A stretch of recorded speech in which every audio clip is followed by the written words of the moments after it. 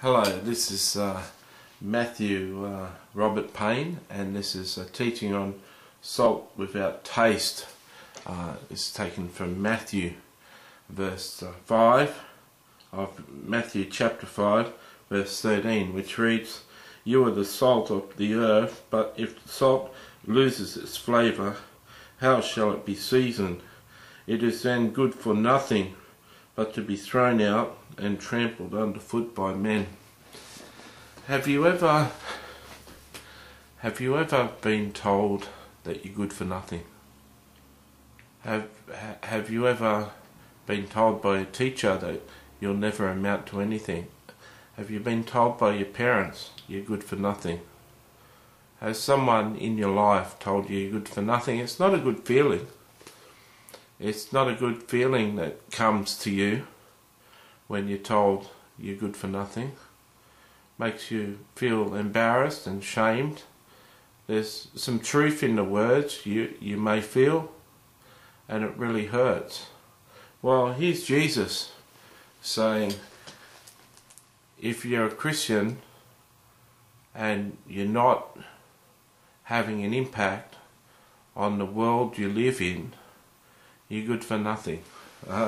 Now, let me explain to you briefly that when Jesus walked on earth, he also preached law and grace. He was the grace of God, and he preached a message of love and shared, as we're sharing in this series and in this book that's being compiled. He shared the practical outworkings of how you express love to your fellow man. So Jesus was all about love, but he was also setting the standard so high that leaving men and women to consider that they could never reach the standard that Jesus was setting.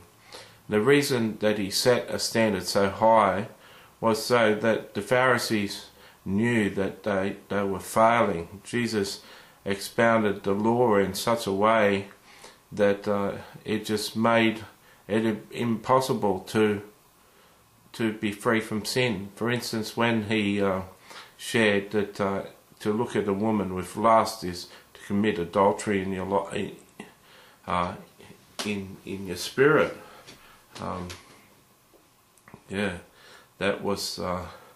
That was something that would convict most men if they were honest. They're walking around being adulterers. And so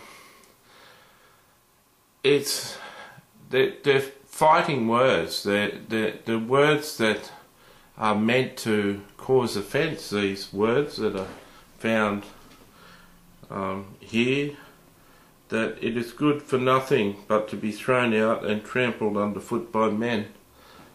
Many Christians are trampled underfoot by this life and by men and women. Many Christians are condemned and judged unfairly because of their Christian life, but that's not what it's talking about here. Suffering persecution for righteousness' sake is a good thing and something to be treasured. Jesus is talking something more here.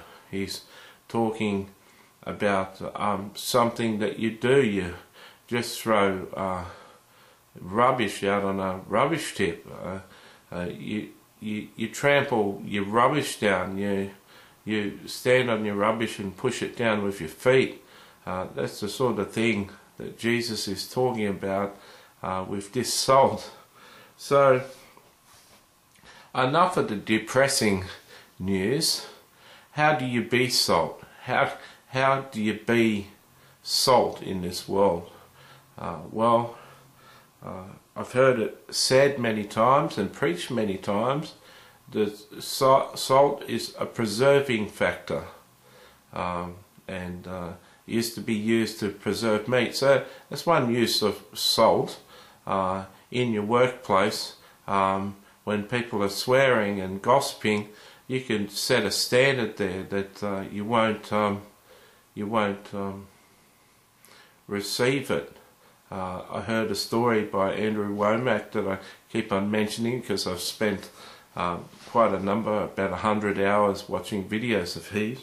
And he said when he was in basic training in the army, he was in a room, and about 50 men in a room waiting to be paid, and there was this man blaspheming God. In every sentence he was saying Jesus and Jesus and Jesus, and he's blaspheming, swearing and talking, and there's so many swear words coming out of his mouth, and Jesus was coming out, that Andrew said to him, stop it, man, stop it. And the man came to punch his lights out, and Andrew said something else, and the man thought different of it. And the man didn't talk for the rest of this thing. He was just silent as they waited for the next half an hour to be paid. And after that, none of the men of those 50, none of the men in basic training would speak to Andrew. Andrew would have his lunch by himself, and he was ostracised. But he stood up for righteousness' sake. Well, that's being salt. That's reminding the men that that there's standards, and you've crossed the standard. Being salt is standing up and saying something when something's not right. At the moment, I've got a good friend of mine who's not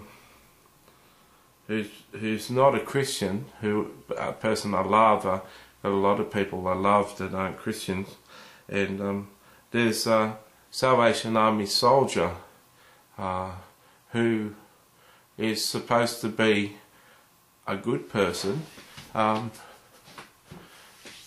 He's asking her to have sex with him, and as a Salvation Army soldier, he shouldn't be fornicating, and it's really distressing to me. I'm aware that if I told my pastor, it would probably end the Salvation Army soldier's role in our community centre, and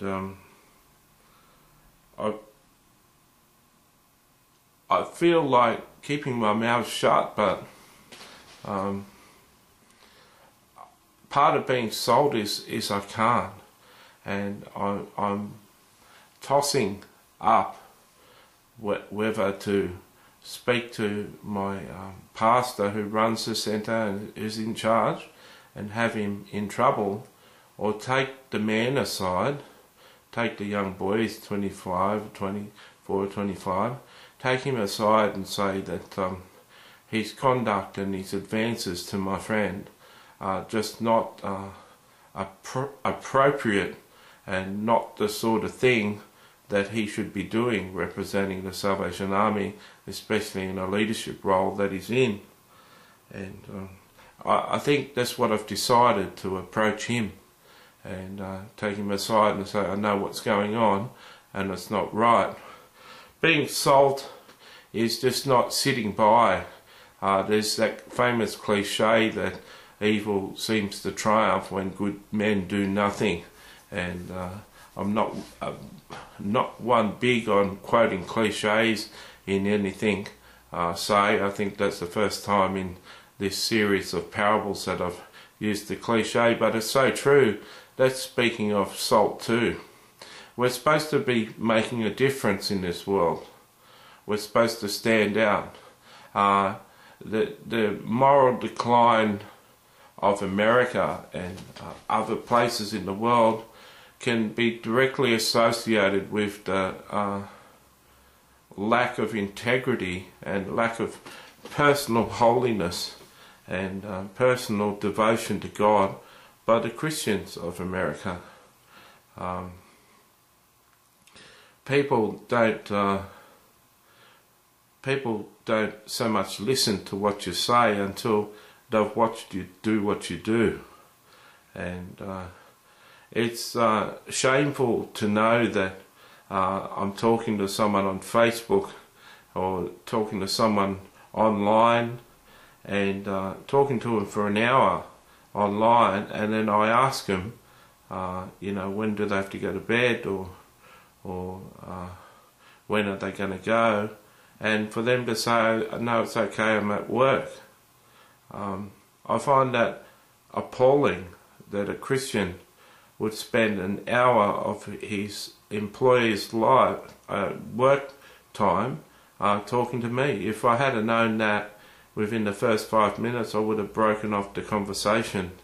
Now I'm more aware of American time zones, and know that America's thriving right now at 3 AM in the morning when I'm doing this video. But non-Christians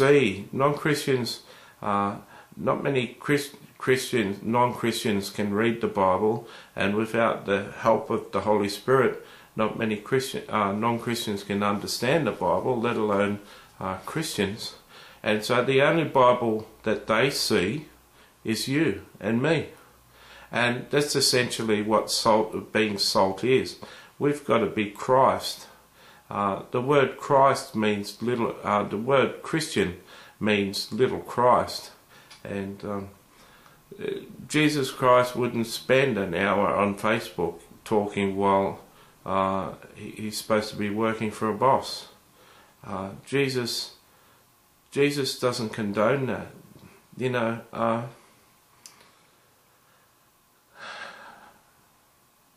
I'm really distressed over this friend.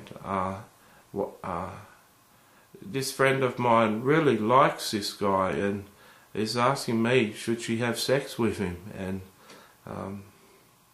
I'm so sad. She's a single mother and she really needs a good man in her life, but I'm so angry too with what he's done. And Jesus was correcting me today, saying that I'd slept with prostitutes and I'd committed adultery many times, and I'm not so much to enter into self-righteousness and judgment of this guy, because Jesus' same blood was shed for the remission of his sins too.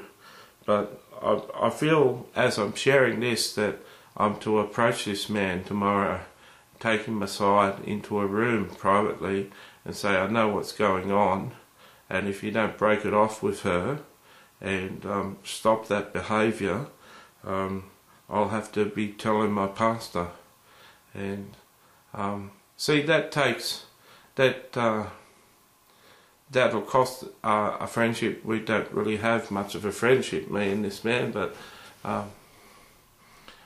that's being salt. That's an example of being salt in the world, letting him know that it's just not on his behaviour. And I feel that he has no real feelings for her, that he sees her just as a sex object. She tells me that all he wants to talk about most of the time is sex, and I just feel so sorry and sad for her. What sort of example is that for her, that a Christian be behaving that way, especially one that's desiring to be in further leadership? I'm always interested when I listen to teachings, when people share their personal stories, and that sort of snuck up on me. Probably the work of the Holy Spirit giving a good illustration of what being salt is. The Christian life is a matter of swimming upstream.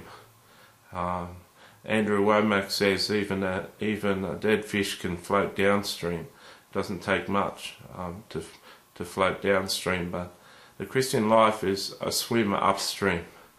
Righteousness is not so much earned, but given to us by Christ. We're to have the mind of Christ, and we're to be little Christ in this world. I hope that you've been blessed by what I've shared.